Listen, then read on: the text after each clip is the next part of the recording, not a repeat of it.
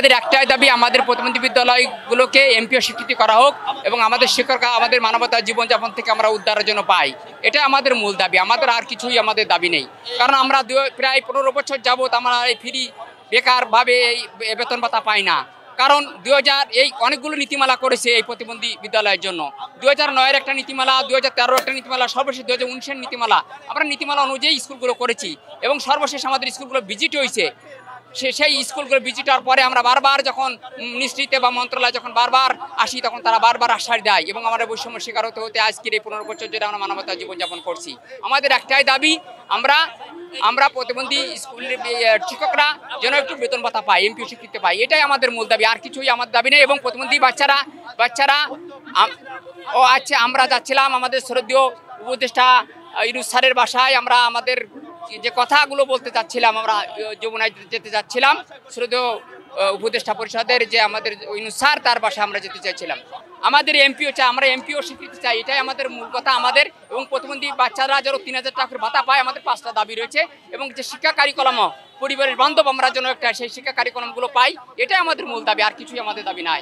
আমাদের স্কুলের অবস্থায় আমার বিদ্যালয়ে 154 জন ছাত্রছাত্রী রয়েছে, তারা প্রতিবন্ধী, তারা সমাজে অবহেলিত, তাদেরকেও মূল্য দিতে চায় না।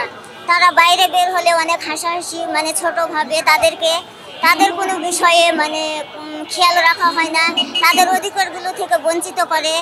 বাইরে বের হলে তাদের কোনো কিছু দেওয়া হয় না। আমরাই বাধ্য করি শিশুদের যেন, প্রতিবন্ধী শিশুরা, আমিও একজন প্রতিবন্ধী শিক্ষিকা, আমিও বুঝি আমার কষ্ট সম্পর্কে, আমার সফলতা কিভাবে অর্জন করতে পারবো সেই সম্পর্কে আমি তাদেরকে ভালোবাসা দেখাই এবং তাদের বিষয়ে সচেতনতা বৃদ্ধি করি। কিন্তু সরকার তো আমাদের এ বিষয়ে কোনো লক্ষ্য অর্জন করছে না বা লক্ষ্য রাখতেছে না, তাই আমরা বাধ্য হয়েছি আমাদের যেন সফলতা আসে।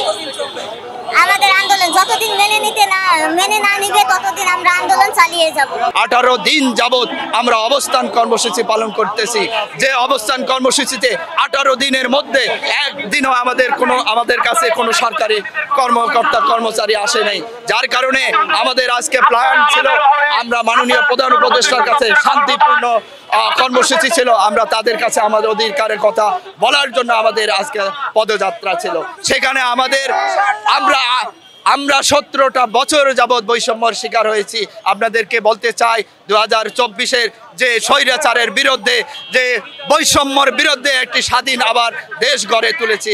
এখনো রক্তের দাগ রাজপথ থেকে শুকিয়ে যায় নাই, তাহলে আমাদের কেন এখনো বৈষম্যর শিকার হতে হবে? আমাদের যারা শিক্ষক আছে বেশিরভাগই প্রতিবন্ধী ব্যক্তিরা সেখানে শিক্ষকতা করে।